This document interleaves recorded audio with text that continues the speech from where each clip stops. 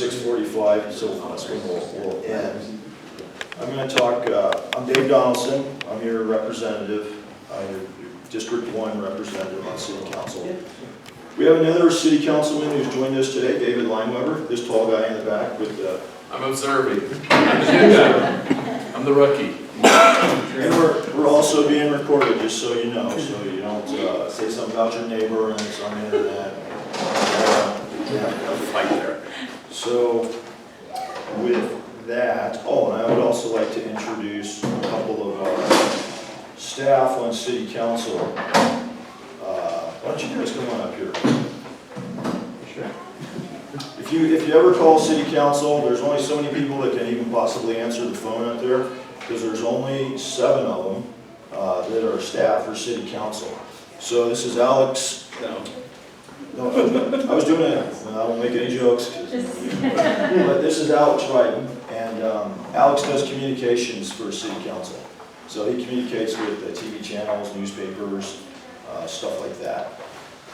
Sam Friedman, like I was saying, over on this side, he does constituent response. He is the guy that many City Council men and women will hand you off to when you call in with a question about, man, I got these potholes, nobody's fixed them, they've been here for years. And they're like, okay, well, let me have you talk with Sam Friedman. And so this is Sam. Sam came from New York. He worked in the state legislature over there in New York. And you worked for, what was your position there, Sam? I was legislative analyst for the majority leader of the state assembly. All right. Yeah. So, I won't ask much about So that's Sam, but he's excellent. We get rave reviews about Sam's work with constituents. And Alex used to work for one of the local television channels here. Which one was it, Alex? Anyway, right down the street. But I'm a native as well, so I know the city. Not many of us anymore. Do you live in District 1? I don't. Some of our staff does. Okay, and so they're the two that are helping us out today. Also with us, again, we have Councilman Lineweber. We have, I was saving the best for last. And but we do have George Reed with us right here. George, would you stand up? And George is the chairman of the board for the Police Association. Police Foundation. Police Foundation. And he's a professor at UCCS. Well, he's actually the dean of College of Public Service. Public Service. And he's very, very active supporting our law enforcement and fire. And then part of what went out on the announcement about this is that CSPD was going to be here. And we have Commander Patrick David. You want to stand up? Yeah, hi everybody, Commander Patrick David. Just came from Leadership High Speed. If you don't know about that program, it's a great program to get into and be a part of, but happy to be here to answer any questions that you may have. What's the program again? Leadership High Speed. Thank you. And Commander David commands Falcon, correct? Yes, I command the northwest part of the town. So this part of the city he's in charge of. And there's another police officer with us today. Do you want to introduce yourself? Oh, I'd be more than happy to. My name is Chris Osick. I'm the crime prevention officer for this entire division, the Falcon Division. And so Chris, a lot of times when you have a complaint about perhaps homeless or something going on in a park, Chris is the one that you wind up talking to. If it's not an immediate, they have to dispatch an officer out there. This is Chris's part of town. Absolutely. So I do a lot of the proactive stuff with the community. So essentially any education that different groups need, including neighborhood watch groups, or if it's just a community group, you happen to get together, you got some friends, I come out and I actually give you information on active shooter or how to be a good witness, things like that. I also do security assessments as well. So if you guys think you might be vulnerable at home, I will have some business cards. I'd love to come out and get you guys taken care of and assess your home for free. Of course, all that's for free. Question? Yes, ma'am. I don't know what Falcon means. To me, that means it's the suburb out there on Highway 24 and Woodman. I think you are the guys who are behind Chick-fil-A. And that's how you come to us, is from Chick-fil-A. Is that fair to say? That is our substation. Okay, yes. thank you. So, just so you guys know, and it confuses everyone, okay? The Falcon Division was named that because of the Air Force Academy there. It is in no way related to the city of Falcon, Alabama. Excellent question. Thank you. For bringing that up. Our town used to be a lot smaller. Yeah, that's fair enough. And so what I'm gonna do is tell you a little about myself. I have several things written down here. A little about what I feel like are some accomplishments on council so far, so you know if you're getting your money's worth. And we'll go through a few things about city council. And if there's any law enforcement kind of questions, we're gonna give those to these two gentlemen, like up front, okay? So we're gonna let them answer law enforcement questions. And then we'll transition to other stuff, you know, property issues, stuff like that, which are more my lane. Oh, and we have another special person who entered the room. This is our city auditor right there, Jackie Rowland. Hi, Jackie. I have business cards, these are mine. I'm gonna, do you have one? No, I Then please do. No, I'm gonna just have you pass them around. There you go, pass them around. All right. So my background, my wife Holly's here. That's probably the most important person I should introduce. It's my wife Holly, right here. So Holly and I came to Colorado Springs back in '91, and I was in the Army. It's my first assignment in the Army. We were really newly married. We had a little 2-week-old baby, and I came here. And so for the last 32 years, we went away just for a couple of years out of that whole time in the Army. And I did 3 things in the Army. I was a Russian linguist first. I was in military intelligence and did that. Then out here at Carson, almost the whole time at Carson. Then I went through selection, the Special Forces training, and I was out here in 10th Group. And I was the Special Forces medical NCO, the medic on a team with 10th Group. Worked in an embassy when I was out there doing that over in Kazakhstan when the wall came down and we opened up embassies in different countries. Then I went to PA school in the military, so became a physician assistant and an officer. So in the last 10 years of my career, I was PA, was an officer, so I led the medical section of different ground units in Iraq. 3 different years I spent in Iraq. 1 year I spent in Korea. In fact, I was in Korea right when 9/11 happened. That was my first job as a PA. Got out in 2010, and my father had Alzheimer's, so Holly and I took care of my dad for a few years after I got out. And I went back to work as a PA and did a few things. Worked out at Peterson Flight Medicine as a PA, taking care of the pilots and their families. Worked in a small urgent care, and then ran a men's health center here in District 1, so I ran that. We raised 2 kids, and our kids, one is still here in Colorado Springs, the other's up in Denver. They went to Corpus Christi Elementary, that's where they graduated from, and one from St. Mary's, one from Vanguard Charter School. So after I stopped working as a PA, and this goes into like why did I decide to run for city council? The George Floyd, my brother is a police officer. My father was a police NCO in the Air Force. My brother is a police officer in North Carolina. When the George Floyd thing happened, and I saw how city councils were really, I think, causing more problems than they were solving or throwing fuel on the fire, that was enough for me to say, okay, I'll start to help. And it just turned out that our great previous District 1 rep, Ellen Knight, was turned out at that point. And so I ran, and probably at least one of you in here might have voted for me. And so I was elected 2 years ago. And so now I've been serving 2 years. And that's a good transition into, we'll do this and then I'll come back and tell you some of what I've accomplished. How long do city council members last on city council? 4 years is exactly right. And then you can run 1 time. Is it possible to serve longer than that? Yeah. If you replace someone, like when Richard Scorman stepped down and then we'll go through that. Stephanie Fortune got in there. If you replace someone for less than 2 years, then you could run for 4 more years and then 4 more years. But typically 2 4-year terms. This is a map of Colorado Springs. And so District 1 is this blue part right up here. Like this is the Air Force Academy. So it runs all the way up to Air Force Academy. And then all the way down to essentially this is Highway 24 down here. Fillmore is this road. But it's not just on the west side of I-25, it's on the east side also. Like all this over here is also District 1.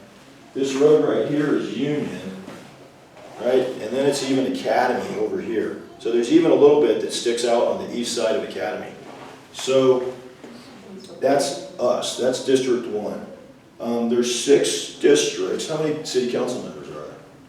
Any guesses? And, 9. I hear 8, I hear 9, but 9 is correct. Jackie, you can't answer any of these questions. Nor Lineweber, you can't answer. So there's 6 districts. That's us in this one. And then there's district number 2, which is up north. All this stuff kind of to the east of the Air Force Academy. That's Randy Helms is the district representative up there. 3 is down here by the Broadmoor, and it extends on down. It has Gold Hill Mesa in it. Yeah, it has that stuff. It is now Michelle Tallarico is the representative there. Before her, it was Stephanie Fortune, just for a short while. Before that, it was Richard Scorman, who resigned after just a few months into his most recent election. District number 4 is this green one down here. It's real big. The bottom part of the airport's in there. And that is Yolanda Avila is the representative there. 5 is like kind of the central part of the city. The old north end is in there. This stuff out a little bit more to the east. This one is, what is that? This is Powers right here. So that is Nancy Henjum. And then 6 is all this, a lot of the new stuff out east. Mike O'Malley represents that. The other 3 representatives, or city council men and women, are the at-large ones. Like David Lineweber's an at-large. Brian Risley got elected at-large, and Lynette Crow-Iverson. That's the stuff you were voting on very recently. Those are our at-larges. Why are there pockets within the city that don't seem to be? This is like it's an area that was county property.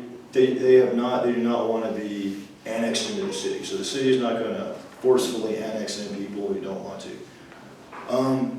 More than likely, as time goes on, they will annex in.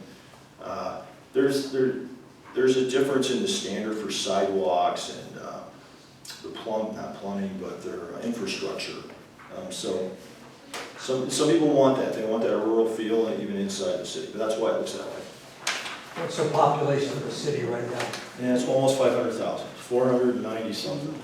So every one of these districts, it's about 85,000 citizens that each of us represents. In the county, if you add in the county, it's like 750 now, I think. So we did that. Oh, this is always interesting. Lots of excitement here. How much do we get paid on city council? How much? Nothing. 6,200. I didn't say how much we work. It's $6,250 a year.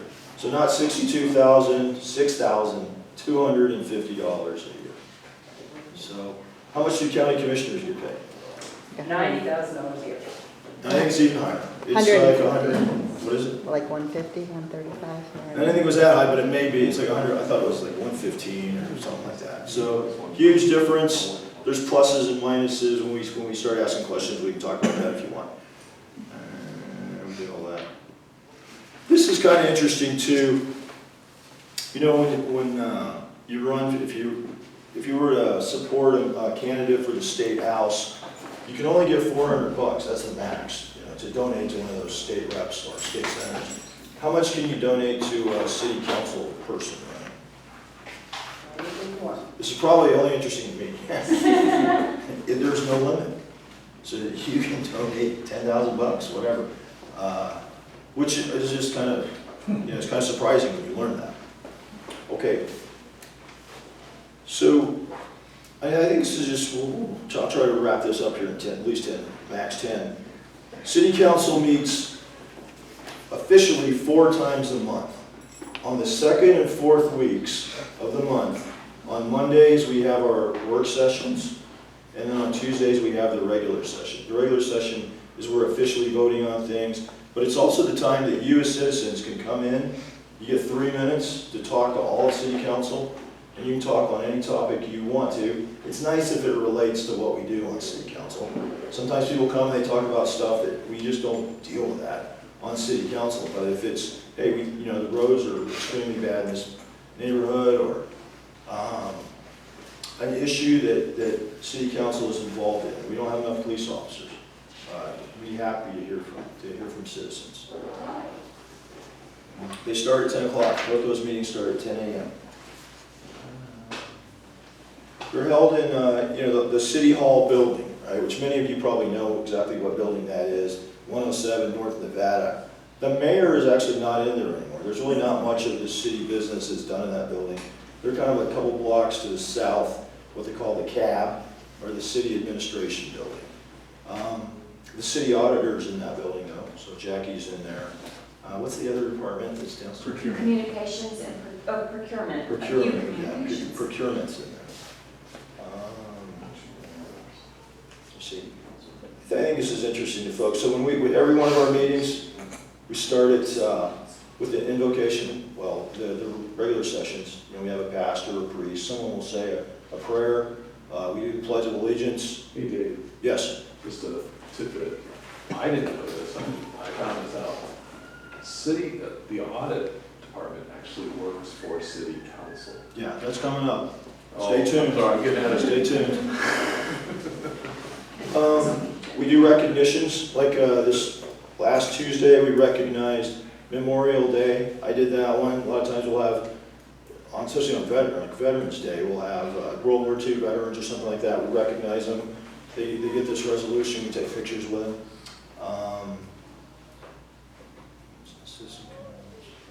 Citizen comment is important, and that's where you as citizens, you get to talk for 3 minutes to council. It's a really great opportunity. Not all cities do that. We do it up front. We don't make you wait till the very last thing like some places do. And so far we've been able to be really generous, and everybody gets their 3 minutes. Some city councils, they limit it to half an hour. If there's 30 people, you get 1 minute. That's enough on that stuff. So, as I was saying, we do have 7 staff. We only have 7 staff total for city council. So, does Councilman Lineweber have a secretary or someone to help him out? No. We have one lady, Karina, who kind of does all that for all 9 of us upstairs. She kind of herds 9 cats and tries to keep our schedules going in the right direction. And then we have a city council administrator and a deputy administrator, Emily Evans and Michael Montgomery. So we've already hit 3 staff, and then you've seen 2 more in here, so that's 5. The only one you haven't seen is Carly Hoff, and she does like research for us. So, what are the responsibilities of city council? And it's good to know what does city council actually do. We adopt the city budget and appropriate funds. We approve the issuance of local improvement district bonds. We govern the city operations through legislative policies, ordinances, and resolutions. So we pass those. We hear land use items. That's very important to neighborhoods.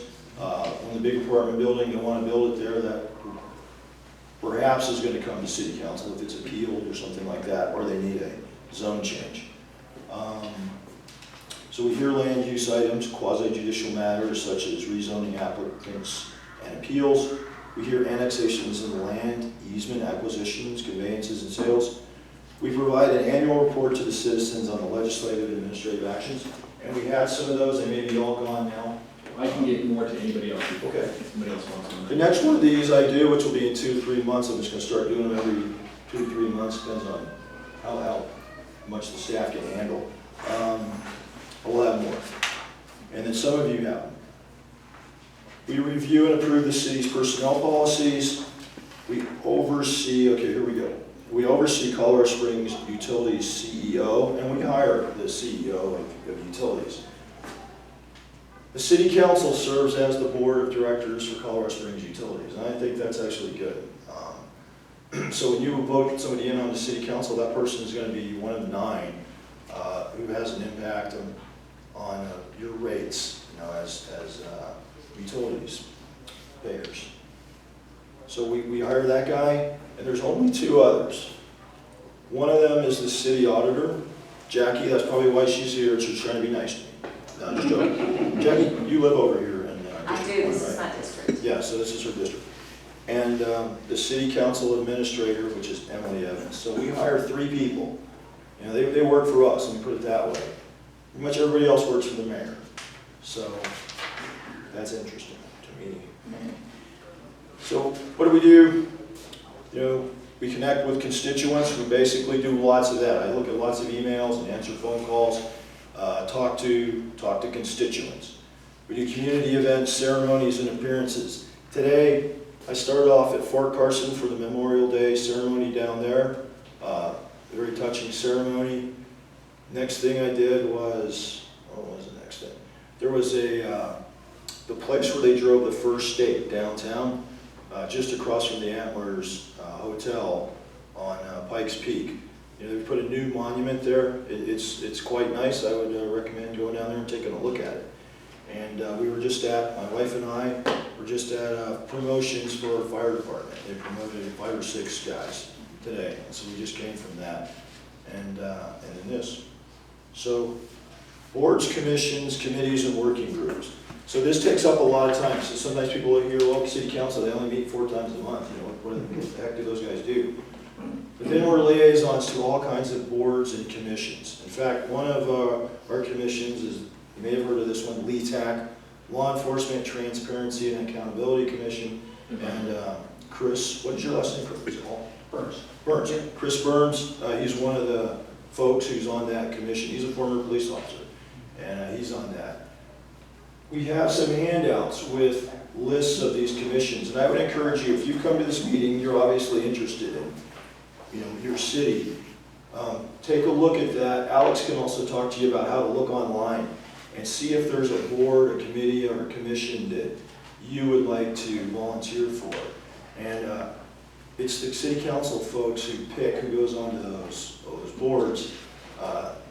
Each of those boards or commissions has 1 or 2 city councilmen or women that will be the ones who choose.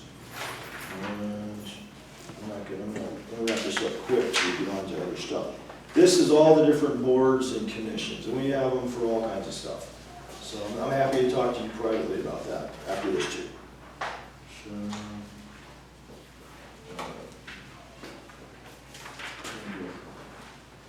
things to do to get involved. You know, attend a city council meeting.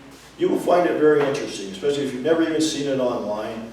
Come down there on especially one of the Tuesdays at 10 o'clock and watch what city council does. I would recommend it. It's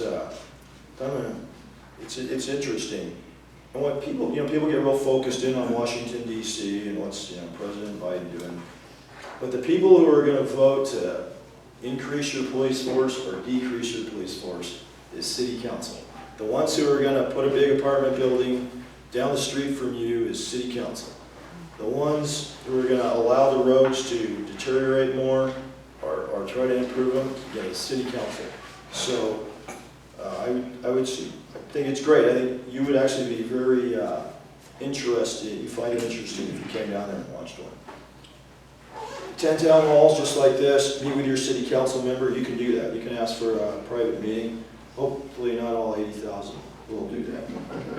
Serve on a board, do something like that. We do tours of City Hall. City Hall is a beautiful building built in 1906, 4.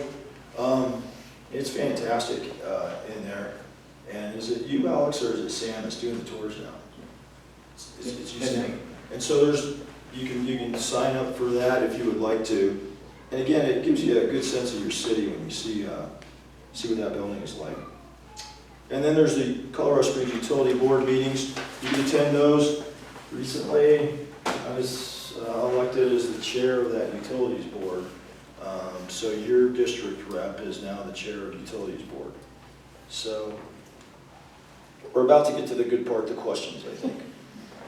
But here's a few things about me. I ran for city council.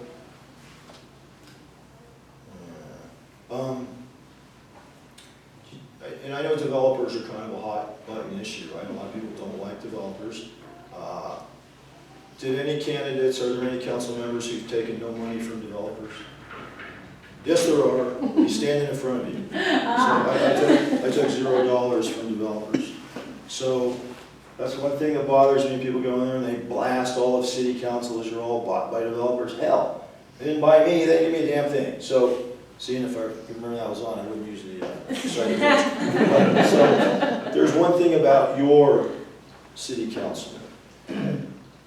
I've attended, like in those 2 years, and I'll tell you, I'm the only council person who's done this, I've attended every single regular session and work session in person.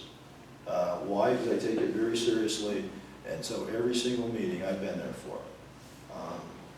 This is where I'm blowing my own horn, I guess. And the CSU board meetings. So some of the issues, which I think you may have heard of, we'll see which ones we're going to get. Recently, you may have heard of that Constitution extension. There's like this idea to extend the road Constitution to the highway through some older neighborhoods. Right about, really it was this thing, we would have gone right through there to the highway. And what I'm doing now is I'm trying to show that I listen to what you have to say, to what citizens and neighborhoods have to, what their interests are. So I led the fight on council to pull that out of this Connect COS document, to just take that study out. And that was successful. And that was a big deal for those neighborhoods, that they don't have a big, there is no road there right now. But the idea was to build one through what is really just a trail right now. That's one example. We won't touch on that. The amphitheater, you may have heard of that. They're going to build an amphitheater up north near, what do they call it, Bass Pro Shop. And there was one guy who voted no on that, and that was me, because I felt like it would do too much harm to the neighborhood up there. Or it didn't satisfy me that it wasn't going to have a serious impact on that neighborhood. This might be the last one I talk about. The city has allowed motorized boating on Prospect Lake for almost 100 years, right? So families, it's really like a family tradition that has been going on there. The Parks Department, we have a great Parks Department, but they came out with this plan to not allow motorized boating. They hadn't really talked to the boaters on this.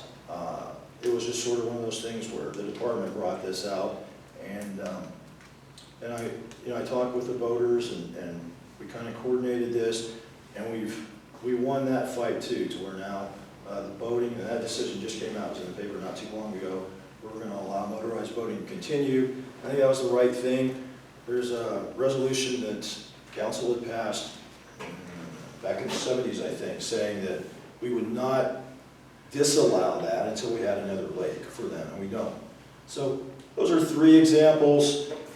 There's more of things that I'm proud of I've done on council since you were kind enough to elect me to council. There's issues over here, 2424, we can't talk really too much about that. You know how that turned out the first time, and we'll see what happens on that. But with that, I see George Reed is either...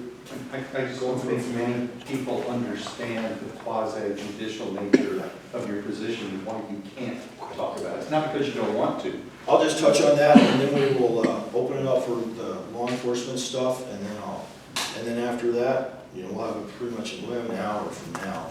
We'll hit all the other stuff you want to talk about. Quasi-judicial, like if there's a rezoning, we're going to rezone. Property owners asking to rezone from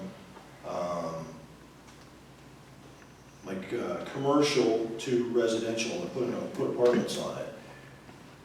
The idea is, it's going to come before council. The idea is council is going to act as judges. We're the judges. And so you don't want the judge, in your case, to go into a group of people and start saying what he thinks about the case, right? The judge should be neutral and only listen to the information that is presented to him or her during the trial. I can't go have secret meetings with people and talk and tell me what you think, because it's just not fair to the other side, because they're not there to present their side of it. So even though I'm the District 1 rep, that's how even during the campaign, I would not take a stance. Because if you do say how you're gonna vote, if you say, well, you know, I don't think there should be a Dunkin' Donuts there, and I'm gonna vote against that, the other side will fairly say, that's unfair, and that person shouldn't be voting on this. They're not being fair, they're not listening to the information. So hopefully that makes sense. With that, I think I want to give these gentlemen a chance to not be here till the end if it isn't necessary. So what questions do we have regarding, you know, I know speeding is a big issue in District 1, like everywhere, you know, homeless, crime in general. So hands are popping up like daisies. So would you gentlemen like to come on up?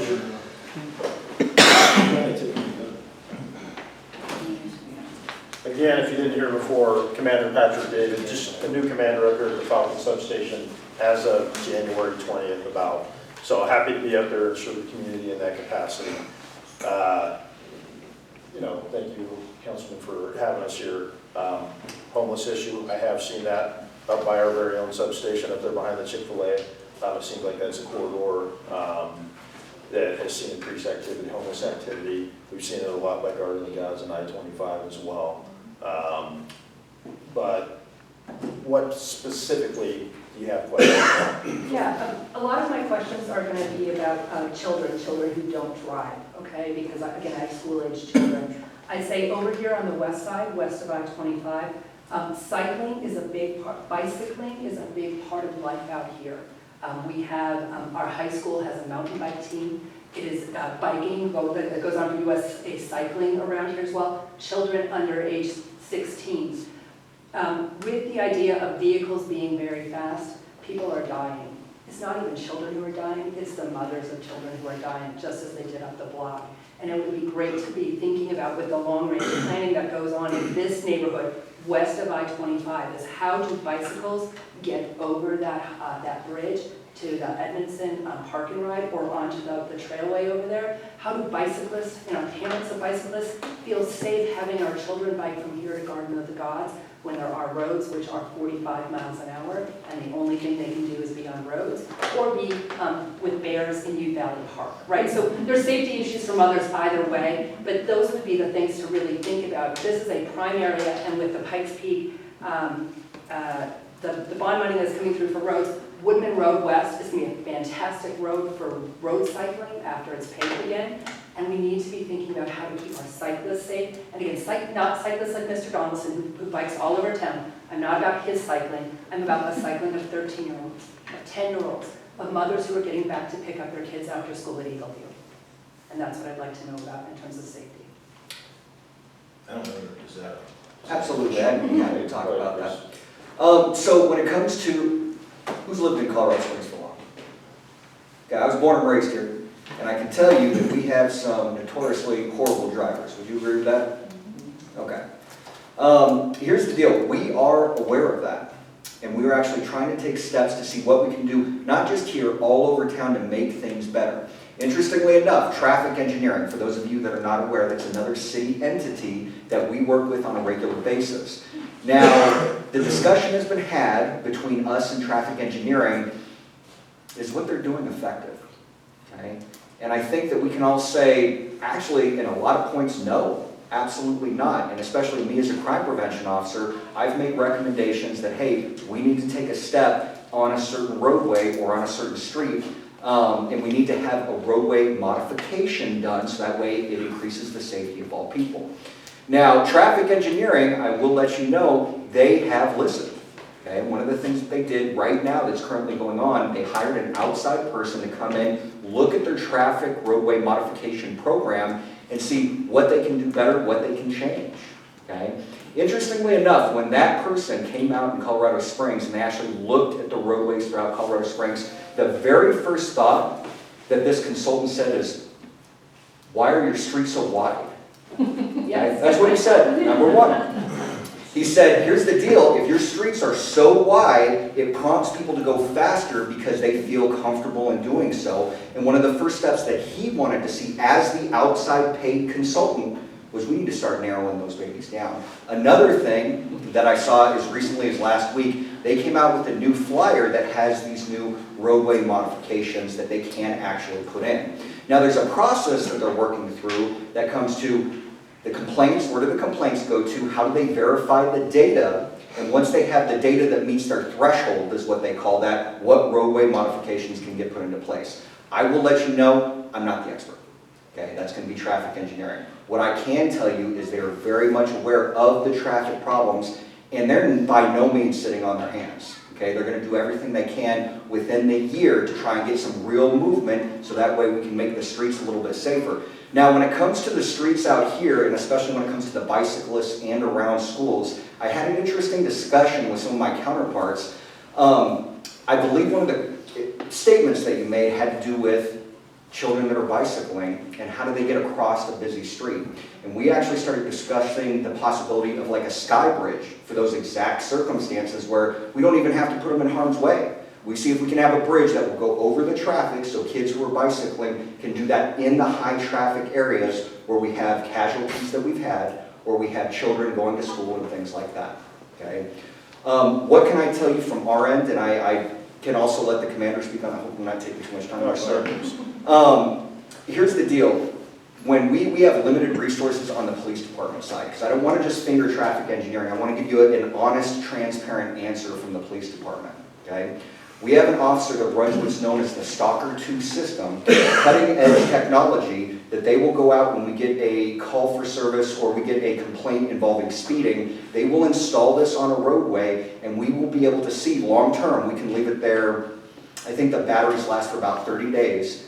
And we can see for all lanes of traffic how fast people are going and what times of day and what days of the week they're actually speeding the worst. And then we can plan our overtime or our extra duty accordingly to hopefully have officers that are able to counter that. And then our officers that are actually on duty, we can see if they are able, in between calls for service, to go out to these areas and effect traffic stops as well.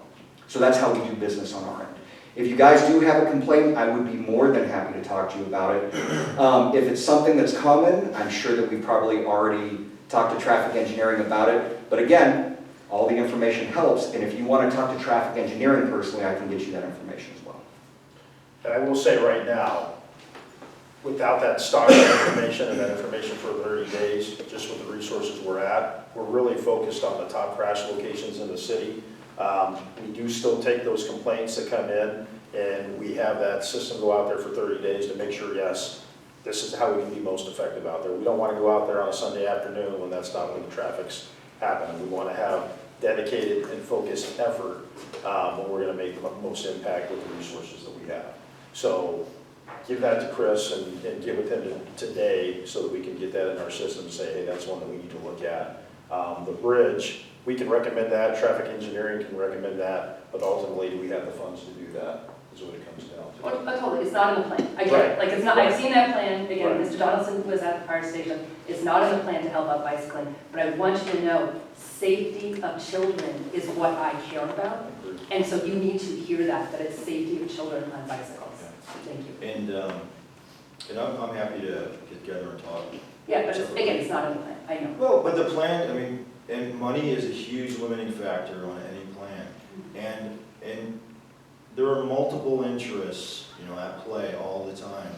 And so personally, I am not a fan of road dieting, like that idea that let's just shrink down all the roads. Well, now you've got worse congestion. Not necessarily in some of these neighborhoods. Some of these neighborhoods can have smaller roads.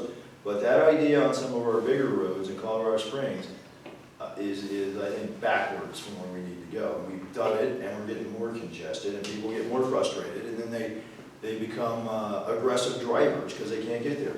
And their pollution goes up because they're sitting there idle because we're congested. Well, sir, on West Woodman, on Centennial, and on Vindicator, on West Woodman, on Vindicator, and on Centennial, we don't have those problems. Yeah. But we do have problems of children not being able to travel safely. Just because that was a kind of a general statement, I want to get the... Understood. So I'm being it's specific to our neighborhood. not misperceived as my view on road dieting. I've kind of fought that in, as you said, on cycles. Go ahead. Well, my question doesn't have to, goes out to me or someone else? Well, why don't you go first? Okay, well, it doesn't have to do with safety of children. summertime. I live in Mountain Shadows, and we have a big problem in the summertime, especially late at night, of these people speeding down the roads, and it wakes you up, you know, as late as 1 or 2 in the morning, be speeding down either Flying W, 30th Street, or Garden of the Gods. And the rumor is that the police don't do anything about it because it's not safe to chase these people. But it wakes everybody up. Yeah.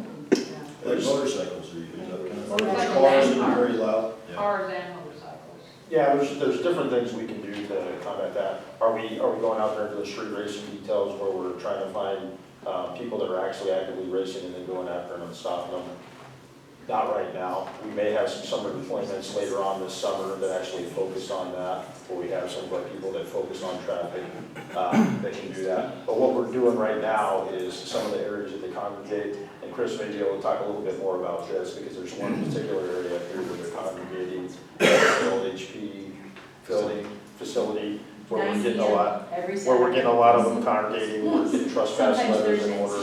Right, we're getting trespass letters in order so that we can go in there and actually write tickets for trespassing and do things like that to kind of deter them from being in this neighborhood in the first place. Because you're getting the speeding because they're congregating up here in that area, and then after that, I they're don't think so in speeding this through. case, because these are sometimes just 1 or 2 cars. So it's just every once in a while. Yeah, it's not, I mean, motorcyclists do it too, but they're usually going down Garden of the Gods. In the neighborhoods at night, it's usually 1 or 2 cars. Sure. Well, so I tell you what, when it comes to speeding that's excessive, especially when it comes to motorcycles or it comes to these, we call them Euro racers, but essentially the modified vehicles that sometimes participate in speeding, sometimes they're just driving around. What we've looked at when it comes to our pursuit policy, can we just chase someone that is speeding or excessively loud if they run from us? I'll be the first to tell you no, okay? And what we factor into that is if we were to catch them and chase them, I mean, that would be good, but what's the probability of them going so fast that they run off the road, hit a kid that's bicycling, hit another vehicle, right? It's actually pretty heavy. Or if they go and they hit like a tree or something and kill themselves, that doesn't do any good. So how we look at things is, do we have to get them now, or can we get them in a place where they're stationary? That's where you see these deployments that we've gone to. And when I was in a proactive policing unit called the Impact Team, one of the things we did when we were targeting street racing, and this still happens with our investigative units, is we would find out where these groups are actually congregating, and we would go there undercover in some cases, and we would start to go ahead and issue the citations there. Now we have things in the works right now that I can't go too in depth with because it has not been passed yet. But what I will say is we're looking at what can we do with the vehicles long term. Right? Because here's the deal, guys. If we get someone for speeding, let's say we take their vehicle, as it sits right now. We go ahead and we say, nope, we're taking this, you were driving in a reckless manner. It goes down to the impound lot, and they go and they get it out of the impound lot, and they're racing again the next day, right? So that's not effective. Now, we're looking at tools, what can we do with the vehicle in the meantime to potentially hold on to that? And I'm happy to say, in the future, I'd like to give you, have a discussion with you on what that looks like once it gets passed, but we are thinking about that. But circling back, okay, and I know the commander brought up about the HP facility. Again, that right there, I've been alerted to the fact that that is one of the biggest things when it comes to noise, when it comes to waking people up. We've heard about fireworks as well, which is unsafe, right? And what I'm looking to do right now is I'm working with the HP facility so we can go, we can actually arrest those people for trespassing or give them a citation, take any other law enforcement action that we deem right at that time, okay? And then hopefully just get that whole thing gated off so they can't even get back there. Or, since HP owns the facility, the parking lot, we can have them make modifications to where they don't even want to go there, such as speed bumps and things like that. So that's what we're working on. Yeah. And of course, I mean, guys, just so we're aware, everything takes time, right? HP, they're working with us a little bit. We're hoping to get some more traction with them. But we're doing everything we can to support them, so hopefully they support us as well in supporting you as the community. Okay? Yes, ma'am. You touched on the fireworks, but that's a really hot button for those of us that went through the fire. Sure. And I don't know what is going to happen this summer, but certainly it would be nice to get kind of in front of that. To, really press down on any of the fireworks, because a lot of people, wonderful to see them and so forth, but you always see it up in that area, even when it's not the 4th of July. Sure. Well, and I think that every year that's a common thing that comes on our plates where it's like, well, look, you know, a lot of times we're in a fire ban, and of course, I was here, I was working when Waldo Canyon happened, and I worked through the Black Forest fire as well, and I can tell you it's a very dangerous situation for the residents that lose their homes, right, or potentially get killed, and then even anyone that had minimal damage, it still leaves a long-term psychological impact of, could this happen again? We work with the fire department every single year when it comes to finding the people that are actually using those fireworks, and we will give them a ticket, we will take their fireworks. And we actually have numerous patrols that take place on the 4th of July to where they will go out and they will look for individuals or look for calls for service where fireworks have been reported, okay? Now, does that mean we're gonna get everyone? Probably not. I'll just level with you, but we will do the best we can to go ahead and take those fireworks away. If you see something that's unsafe, I think it would be important, especially if it's grossly unsafe, an example of that, deviating a little from the fireworks realm, going more so into the transient population that starts their fires. If you see someone that's making a big bonfire and it's huge and the flames are getting out of control, that is an immediate 911 call. I hope you guys realize that, so that way we can get the fire department out there and get that shut down.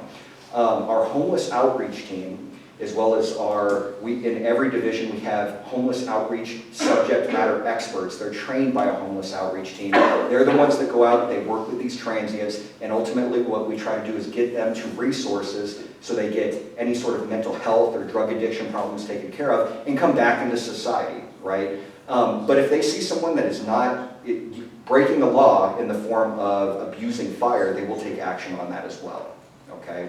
So the answer is, I just want you to know when it comes to the fireworks, and then it sounds like there's a part 2 to that question, we understand and we're going to do everything within our power to make sure that we do the best we can so that everyone does not use fireworks and they don't do anything abusing fire in any way that it starts another one. Yes? And the reason that I'm pressing on this is because, yes, I'm one of those people that was affected. And my parents' home was 2 miles from Black Forest where I grew up. Our trees right now, because of the drought, are extremely stressed. Out in Black Forest, those trees, there's several of them that are being affected, and there's no ban in El Paso County.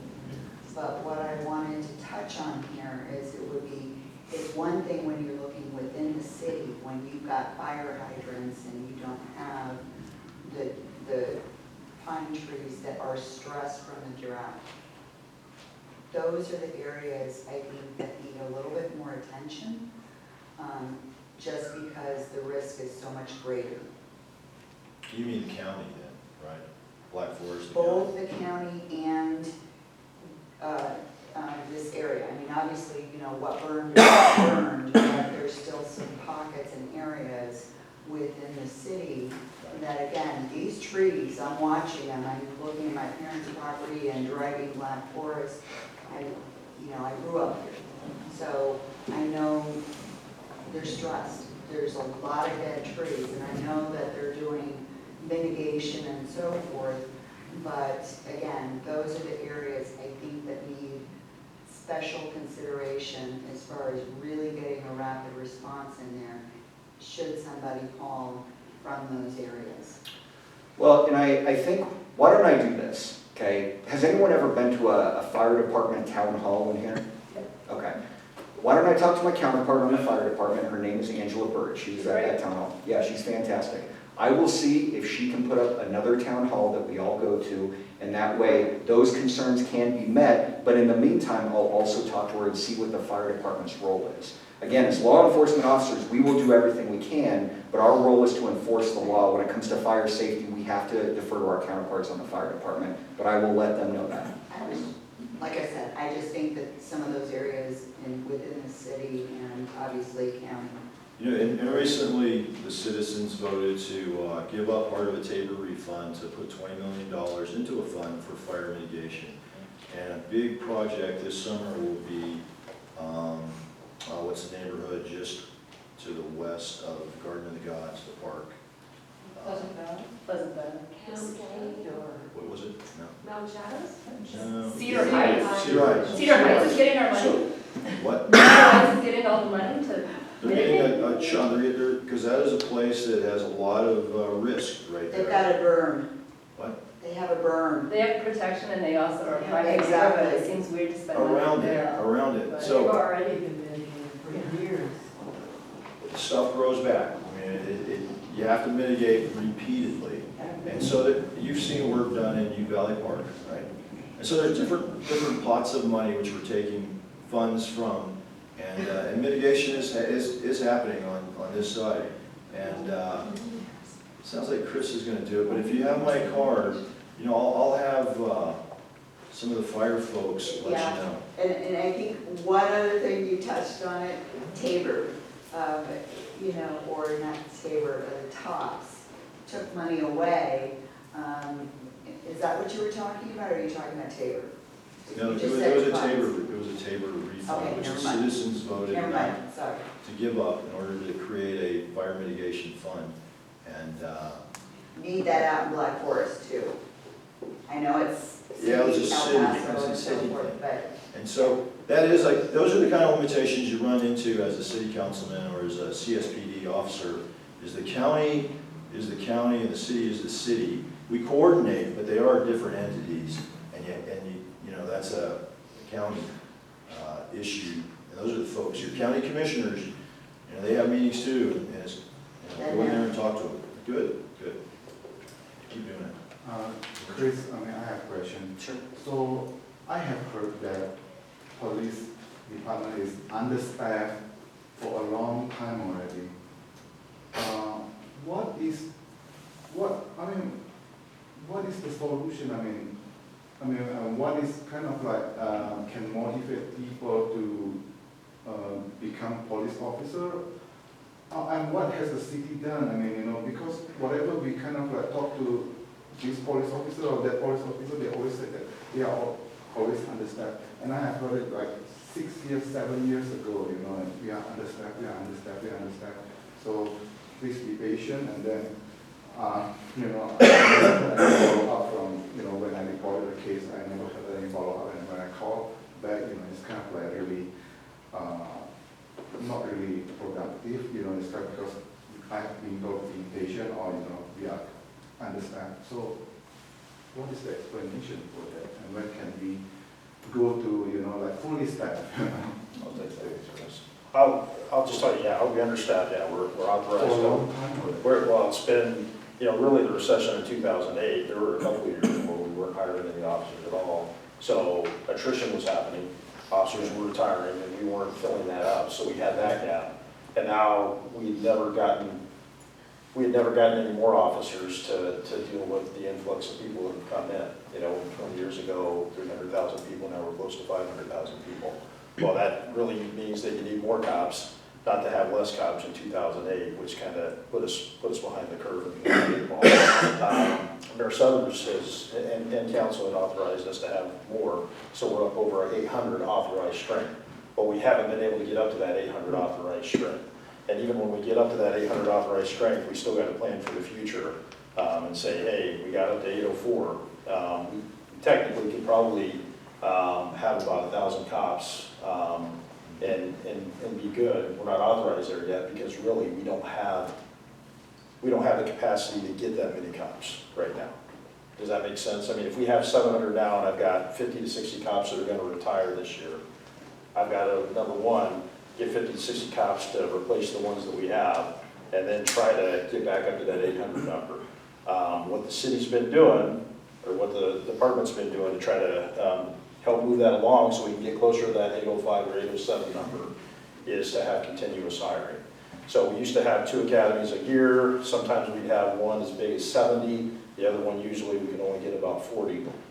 So you're talking about 120 cops, realizing that about half of those are going from attrition. Continuous hiring, we'll have about 3 academies a year. We're hoping to fill those as big as we can, up to 70 officers each, so that we can get up to that 800 number. I would still say conservatively, we've got a year and a half before we can get that 800 number going. In the meantime, how do we mitigate that, or how do we help ease some of that burden on you, saying, hey, I'm asking questions, I've got this case, I don't know what your particular case was, sir, but I've got a case that happened what's the traction on it, what's going on, trying to get things, our infrastructure for technology in quicker, trying to get it to where you can report that crime quicker on the internet, that can get funneled into our database, so we can see, hey, do we have a pattern here of crime? Do we have some prolific offenders in the area that we can go after? And if we do, we can go ahead and arrest that person that's been committing a bunch of crimes, because you're probably not the only one affected by that. There are probably several other people that have had a similar crime done, and we can get that person off the street. That may not help you out individually, but collectively as a city, we're going to get a prolific offender off the street so that they don't continue to victimize citizens of Colorado or Colorado Springs. If I could add, so is it Ethan? Yes. Ethan, I mean, there's a few things. I mean, I think police officers are leaving that work because they don't feel appreciated. I mean, they feel like they're, you know, they interact with hundreds of people, thousands of people. One thing goes wrong and they're on the front page of the newspaper, and it's, their career is destroyed. So like my brother is a police officer in North Carolina. He stayed 28 and a half years. He retired before 30 because he felt like his city council, his mayor no longer supported police. They would throw him under the bus if that was necessary. Our state legislature has done a couple things to make it harder to be a police officer. One thing, we don't lock criminals up now. We let them stay out, and I'm sure that Commander David could talk to you about car theft and how we used to lock people up, but now they, you know, if someone breaks into your car and they catch them, they write them a little citation and hand it to them, and the police drive away. Why? Because they want to do that? No, because the state legislature's changed the laws to make it that way. And two, there was this thing called qualified immunity, where, and I'm going to let him speak to that too if he wants to.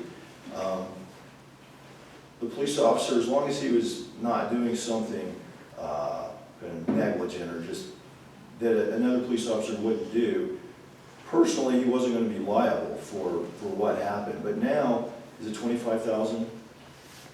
The first 25,000, yes. Can be taken out of his pocket. So it's a job where got people who are police officers now, will they tell their kids, hey, this is a great thing, you should get into it?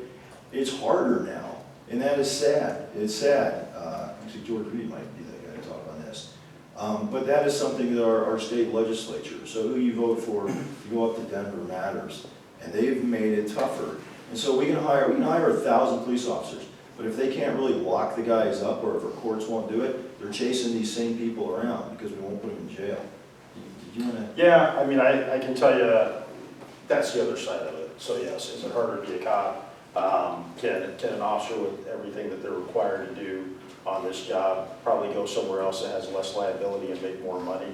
They can. The officers that we have, you know, they have to want to do this job and have to want to be here, but it can be a grind sometimes. And yeah, you're right, the legislation hasn't done us any favors by, I've arrested the same person 3 times in a week, and they keep on, either we can't put them in jail so they get a ticket, and then they're out there doing it the next day, or if they go to jail, they're there overnight and get bail bonded out, and then we have to deal with them the next day as well. I can tell you several stories where we've had people in stolen motor vehicles where we've arrested them on Monday, they get out on Wednesday, and then we arrest them again on Thursday for the same thing. So that is a frustration too that officers have. This is not serious. No, this is not serious. But question, why did they take down all those signs at the intersections like by the interstate about no panhandling? Because they're coming back. So there are certain areas in the city where if it's city-owned property, it's something where we can do the no panhandling signs. On the areas where we don't actually own the property, there's signs you guys have probably seen, the handouts don't help, right? And what that's supposed to do is alert the citizens that, hey, technically we're not enforcing anything on this median right here, but that's still not helping the person to get the treatment that they need. Unfortunately, it's one of those things where people like to help a lot of the transients, giving them a little bit of extra money, and you know, I'm sure that they could use that, right? But long term, is it something that's going to help them get off the street and get back into society? No, it's not going to address their drug addiction or mental illness or anything that they could be facing. And so we will enforce where we can, but in a lot of those, there's nothing we can do about it. Now, if they do something unsafe, such as stepping out into the roadway, I had one time when I was driving to a call for service, I'm driving, and there's a vehicle that stopped in the right-hand lane, and this panhandler steps into my lane to go over to this vehicle to take money from that person, and I came about this close to hitting that guy. That's different. Right? If they're going in the roadway and they're causing issues, that's something that we can look at. But unfortunately, we can only enforce what we can enforce. Ma'am, on city council, we've asked about this. The state owns the highways, so our local police can't enforce the panhandling law. The rules that we have in our city, they don't apply in that little strip where the highway is. Is that? That's correct, and then we have, and really right now in the medians, if it's large enough for them to stand there, they can stand there as long as they're not going out into the roadway and obstructing traffic. There are some of those that have specific signs that are narrow, that we can enforce those if that happens. But Chris is exactly right. If they're gonna get money at these locations, they're gonna continue to come back. So if people are gonna give them money, and I hate to say this, but we've stopped some transients up at I-25 and, I-25 and Academy for doing other things. We just arrested somebody that is homeless, that had stole some things from Dick's, was hitting things with a bat, might have been a robbery. It wasn't. It was just a theft. But he had a warrant out for his arrest, and the officers asked him, why do you keep coming up here?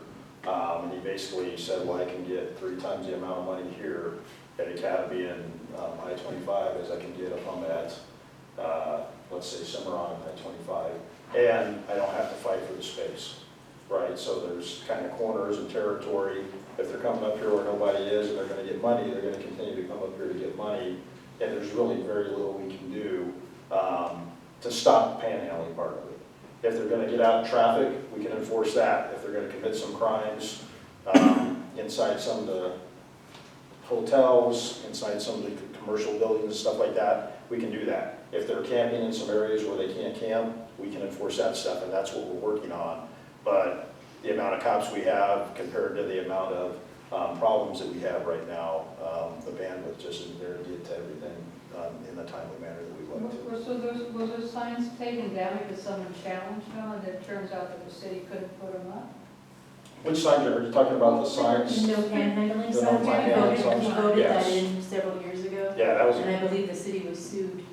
Yeah, that was a while ago Because that it those was got took down. That we could. ACLU or something, because it was Correct. against someone's rights to be able to ask. And I thought you meant the That's signs. what I was doing. I think the signs are still up if it's a narrow median, we can still do those. Yeah, the narrow medians are supposed to be, if the median is this wide, then you can stand on it, but if it's this wide, you're not allowed to. Right. But that has not been the case, which is why we have those domed Sure.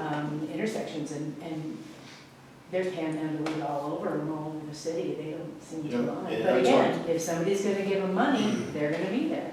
I talked to our chief of police about this it might have been last night, it wasn't any more than the day before.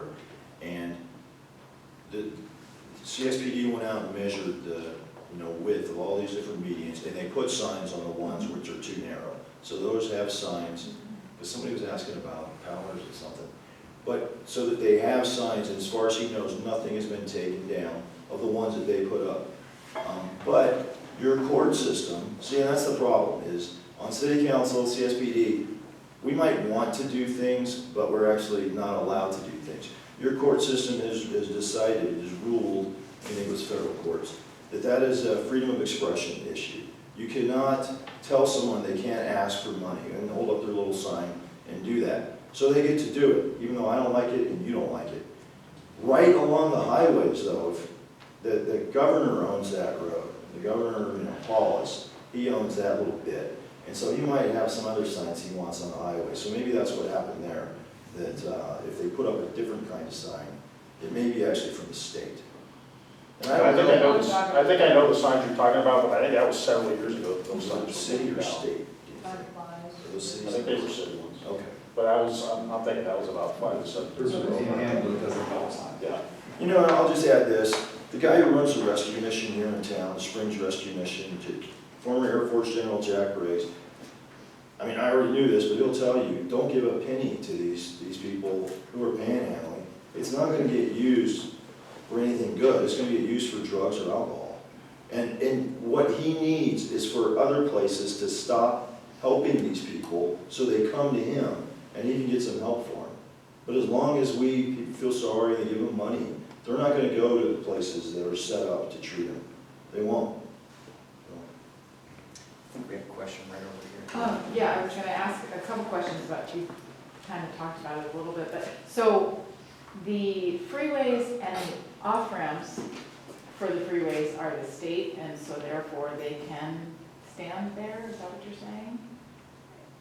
When you're coming off the freeway and that's allowed? They can stand there as long as they're not blocking traffic. If they're obstructing traffic, that's when officers can do something about that. Okay, However, having said that, that's kind of a hard thing to do. When they see a police officer pulling up, they're probably not gonna be blocking traffic. We have written tickets before for people doing the aggressive panhandling and going out there and stopping traffic, but that's few and far between. We don't write a lot of those tickets because it just doesn't happen where we actually see that, but it has on occasion. but they can stand in any median unless it's too small, that's what's happening. Unfortunately. Yeah, because I just the other day, here's a question for you. So I'm one that calls 911 when I see something going on, and, you know, I hope it's the right thing to do, and that's always, you know, you don't want to take up the time of the 911. So just yesterday, driving up Garden of the Gods, and there was someone who needed help. And he was kind of stumbling across the intersection where the cars were coming off, had trouble stepping up on the curb. I'm thinking, oh God, he's gonna fall in the street. Is that something that you want us to be calling 911? I mean, I'm sure it was a homeless person living under there, but I know you can only do so much. You know, if he's not out in the middle of the road and he's crossing in technically the crosswalk area, but he's unsafe. Well, if you see someone that's gonna be a danger to themselves or others, or gravely disabled to where they're gonna get themselves hurt, and potentially somebody else because they're gonna get themselves ran over, then yeah, definitely call us and let us know. And I have called before, and right by the substation, somebody was stepping out all through the turn lanes, going back and asking for money, and then the light changed, and I'm in the traffic, and the cars are going, and he's in the second lane, and I called and pulled into the Walmart, and they were there within minutes and took them off the street, so good job. Yeah. So I mean, it was good to see how, and I know it's right by the substation, but it was dangerous because people behind me they didn't even realize he was there, and, you know, everyone started to go. So, okay, so that's that. Just kind of tagging back onto the bike lane issue, so someone was talking about the Woodman Road getting, are they putting an official bike lane on Woodman Road when it gets paved? That's probably something that. I don't know, but I'm seeing, per saying, yes, they are. Yes, between, and in the unincorporated part of West Woodman Road. So what happens Between from Fairfield and West Woodman. this is probably nothing you can do, but typically, and I'm not talking about the kids that are riding, but the adults that are riding, when my concern is, there's so many cars, you can't, and we're a city, everyone drives, so we're going to have cars, and what I think is so dangerous is when some of these bike lanes narrow because the street doesn't allow it to be very wide, and the bikers, of course, aren't really caring that they're in a bike lane. I mean, technically, if someone all of a sudden pulls out on their bike because it's narrow, and I have another car coming at me, and I'm here, and it's all happening at one time, so the whole, you know, what happens when you see, do you get calls for people that are riding their bikes that are dangerous, or you'll have 3 of them, and they're all talking, and they're in my lane. And I don't understand the law of that when it says, oh, you must be 3 feet away, so I can't get away because there's 3 bikes talking to each other. I have oncoming cars, I have cars behind me, you know, especially when you're going around a curve. I'm sure everyone's had that happen.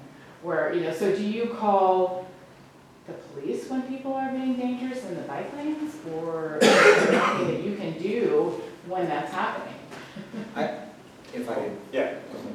So, with anything that comes to when to call the police, because realistically, we can talk about this all day, when should you call, when should you call. I think it comes down to one simple element, and we as police officers, we talk about it all the time, and it's articulation. And for those of you that are not aware of that word, what that means is how well do you explain what the current situation is and why you're taking the action that you're taking. So in the situation that you gave me, if they happen to be out in the roadway and it could potentially put someone's life at risk, or there's any indication that accidents could happen, or it's a traffic hazard at that point, I think that as long as you can articulate that to the dispatcher and say, look, I'm calling because this person, I'm behind him, but these cars are coming at me, from behind me really fast. I'm afraid an accident's going to happen. That would probably get some traction. On the flip side of things, there's been circumstances where someone needed to call 911, but they don't properly articulate what is going on. A situation that happened a few years back is a lady who happened to be in this division right here, and she was on witness protection, and she let everyone know on the street there's a vehicle, it was her ex-husband that was trying to find her. She had relocated here, and if anyone saw this vehicle, they needed to call the police, right? So, lo and behold, a few weeks later, a neighbor sees that vehicle, calls up 911 and says, yeah, I was told to report this vehicle. It's a gray vehicle on the side of the street. Without any of the other information. Now, what does dispatch say? Dispatch says, well, we don't enforce parking complaints on a public roadway. We never dispatched on it. So about a half hour later, when this guy breaks into her house and goes after her, then we start to put the pieces of the puzzle together. So what I'm trying to say is the more you explain it to dispatch, the more likely they're going to say, man, we need to get an officer out there right there. Now, that I'm not telling you to make anything up. Oh, this bicyclist was driving with a gun or anything. Don't do that. But help us understand the situation, why it's a danger. And if you can articulate that to yourself, I think you can articulate that to dispatch as well. So thank you for that question. Isn't it a rule that pedestrians always have a right of way in that situation? I'm just curious. So there's certain laws that pedestrians have to follow, but if they're in a place where they are outside of the lines and they're in the middle of traffic, that's something where that would be a traffic hazard. What we get concerned about, and I think that's one of the concerns of everyone in this room, is, man, I wish drivers were more observant, right? But we have traffic fatalities all the time with pedestrians. We call those autopeds, where people aren't paying attention and they walk in the middle of the roadway. They caused this traffic hazard and the driver just didn't have enough time and they ended up hitting them. So regardless, I think the laws, as far as would we cite them, that falls to the backside. I'm not even convinced on that. The officer that investigates will do that. I'm more concerned on could someone die, right? Because I want to go out there and help that person. That's where we come from on that. So thank you for that question. And if you feel like you've kind of covered the law side or the law enforcement side, we can let these fine gentlemen go, and I can answer some just general city council questions if there are not more on law enforcement. Yes, ma'am. Yeah, I was kind of interested in the crime thing that you guys were talking about, and I just read this, which I was surprised. Violent criminals are released from prisons in many major cities, and state prosecutors are either handing out slaps on the wrist or refusing to prosecute violent offenders altogether. And then Chicago, a person is shot every 3 hours and 41 minutes. This despite having some of the toughest gun control laws in the country. These are just things I really wasn't aware of. The other thing that's kind of interesting is it says, my daughter lives in Portland, Oregon, which has made news recently. Brick and mortar stores are intentionally being pushed out of big cities due to rising crime. It's a consolidating program. And I don't know if you would buy into this or not, but the end goal is to transition to a traceable central bank digital currency and near exclusive use of online shopping. And they worldwide, these billable reset people want people in these large complexes, and gradually across the world, people are losing their freedoms. But the amount of crime, it's it's not just here, and the criminals are, I even know somebody who works at a discount store here, and they're told not to go after or not to even talk about the threat, the theft that they see in that store. The owners don't want them going after them, like $1,000, they use that amount, and I don't know how, this is all hearsay, but they're told not to go after people that would accumulate that much stuff and just walk out the door. So we've got a whole milieu of just crime and letting it, not getting prosecuted to your, you know, to what you were talking about, and you mentioned your brother or brother-in-law, somebody. That's all over the United States, it's not just here. It's some states much more than others. Yeah. California is kind of the poster child. And then the for gun that stuff. control thing, according to that, Chicago's got some of the toughest. Some people think the answer is no gun, and I don't know what the answer is, but, you know, that may not be the total answer either. And I guess I was just, if you're aware of statistics like this, of the, you know, and just realize that we're not an isolated thing. And the other thing is, I was thinking when he was talking and you were talking about replacing policemen, there's some cities where they think we don't need police and they lay them off. And have we ever tried to get some of those people in as candidates for our police force here that are already experienced and maybe wouldn't need as much training? We do have a program for lateral officers, is what we call them, officers that have experience. If they come here, they still go through our whole academy process. However, when they get out of the academy, they're credited for that experience and they come in at a higher rate. How many do we get?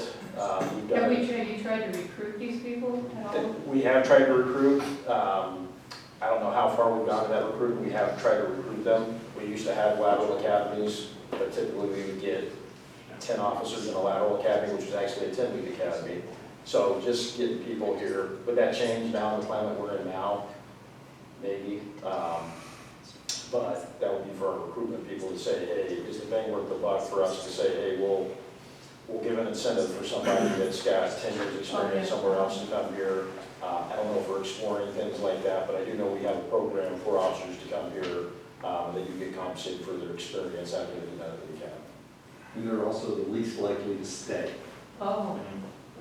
With retention, we do better with those that grew up here that are vested in. When you pull in a lateral, they may go someplace else for higher pay or go to the feds or someplace like that. I will tell you, even places I know like New York City, they love having people that actually grew up in New York City to be police officers there because they're connected to the city. So. And if I can speak to the other piece real quick, and then thank you. move on. So essentially, you brought up about retail stores and, you know, some of the activity that we see at the retail stores. I will tell you that there are a lot out there, right? And the way they look at things from their point of view is risk versus reward. If we were to stop this person from stealing $300 worth of stuff and they end up suing us for $26,000, how did they benefit themselves? Now, I don't believe that's really good logic, because then when word gets out that you can steal from these people without any sort of action, then it happens on a recurring basis. But that's one of the difficulties that we find, where a lot of these, believe it or not, and I'm not going to mention any names, but a lot of these retailers, they're even instructed, hey, don't call the police unless it's violent. Just here you go, here's a bag, go ahead and go out the door. The other thing that we run into, and this really, boy, this can really hamper our law enforcement ability, is sometimes businesses will call us, but then they refuse to give us any sort of surveillance or anything like that to do our job. And the reasoning for that is because they feel if they turn over their surveillance to us, like a video, like we just want a quick shot of the person breaking into the vehicle, they feel that they have liability in that and that they'll get sued. So in a lot of circumstances, they won't give us any video, and they'll say, we'll get a warrant, even though they're the ones that called us, right? Now, if you know how strapped we are for time in answering calls for service, getting a warrant can take a lot of time, and if it's someone that opened a car door and took, you know, a Monster Energy drink that was sitting right there, we may not seek a warrant for that, because that's not really a big thing compared to the homicide that we have on this street that we need to go investigate. So what ends up happening is the victims, the people who go to that business, the customers, they get victimized over and over again. And when we go and we try to conduct law enforcement and try to get the bad guys that are responsible, the business refuse to help us. They basically screw over their own customers. And so I don't have a solution for that. I have called up to the corporate level of a lot of these organizations that are nationwide chains, and I said, look, we need to look at doing things differently. Here's some ideas. And usually they kind of just laugh me off. You know, here's Crime Prevention Officer Osick. He doesn't know what he's doing. I'm a corporate executive. So I'm open to suggestions. We're Otherwise, just that's creating what a population that feels entitled, and they steal and whatever. I agree. So with that, I think let's give these two fine gentlemen a round of applause. So my business cards on the desk if anyone needs one. And thank you. Yes.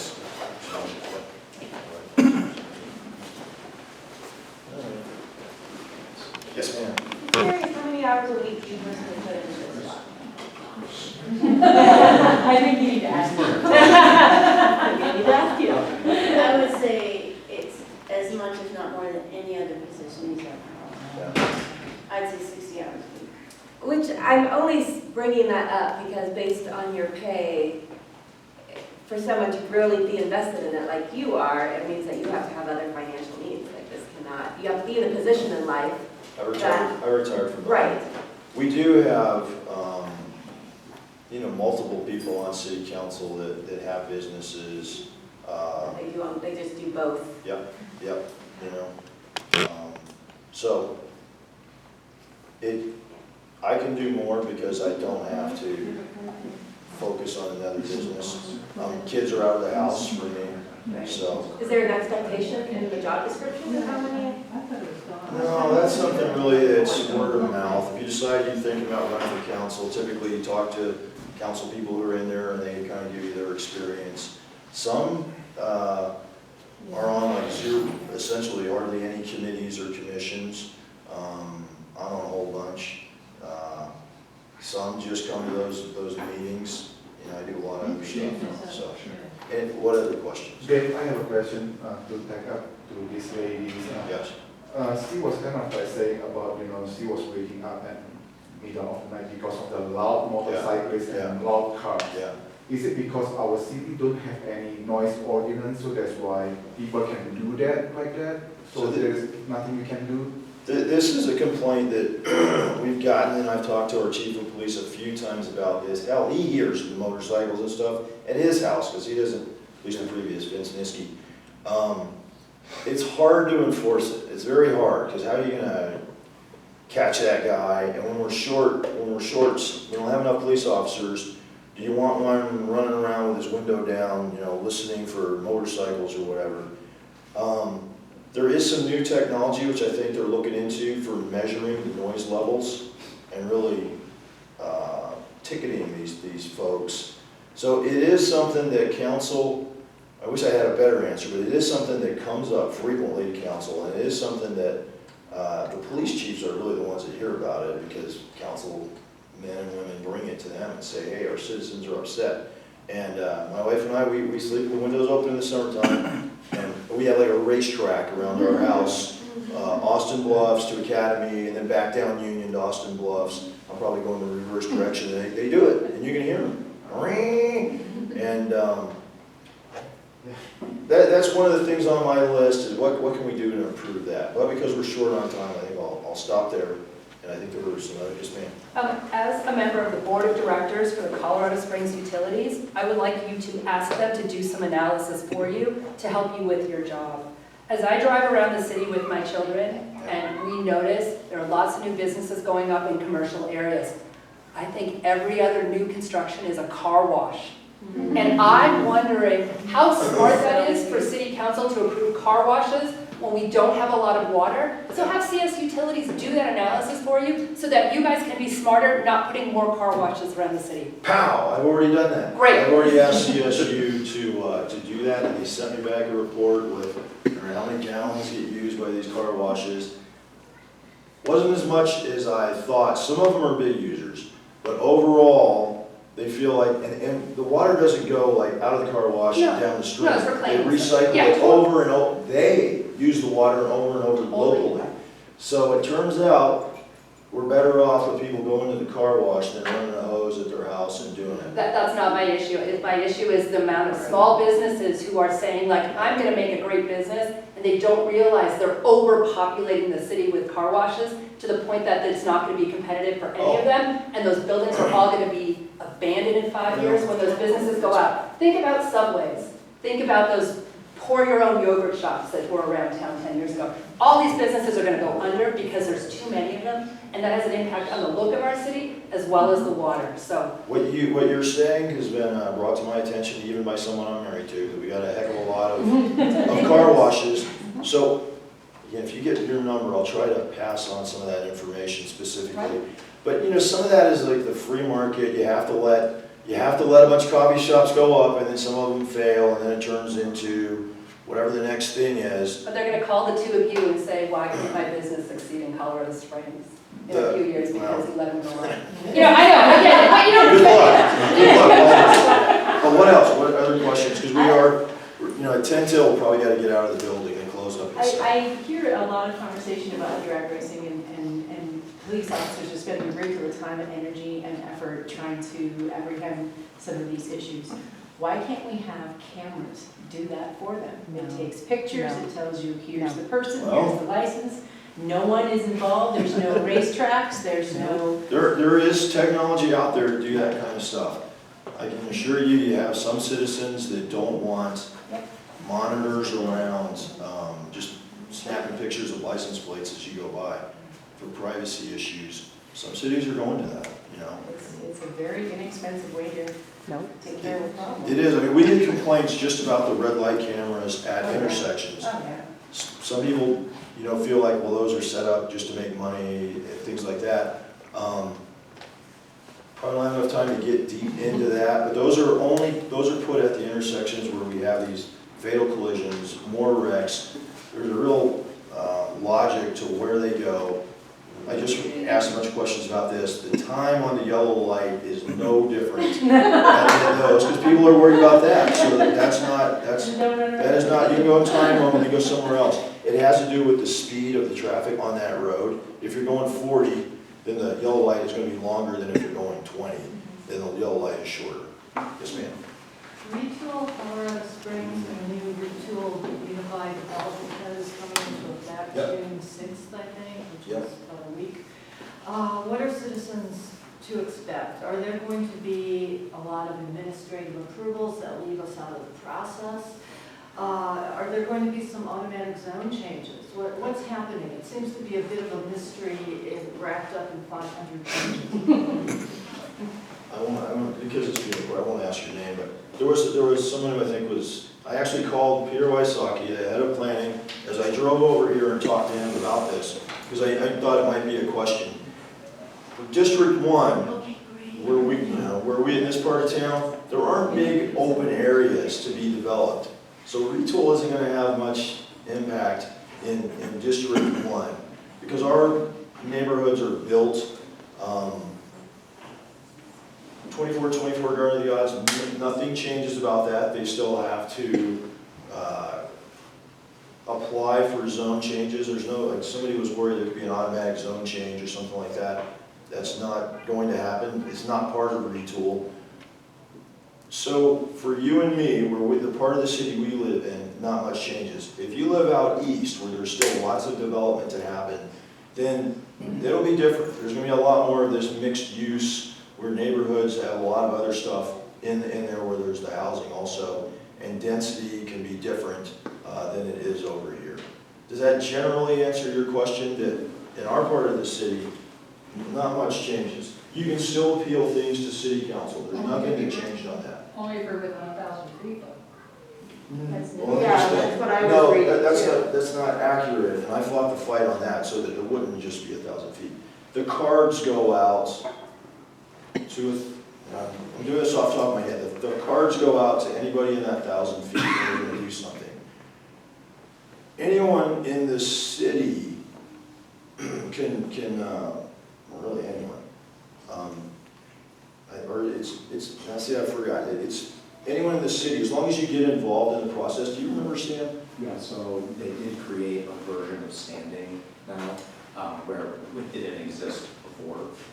The version of standing, I believe, off the top of my head as well, is yes, being involved in the process, so writing a letter to the planner during the administrative review phase. I believe there is a geographic cap as well, but it's 2 miles drawn in a circle. It might be 3, but it's a pretty large circle. So the point of this is that in the past, like we had someone in Boulder appeal a project down here in Colorado Springs.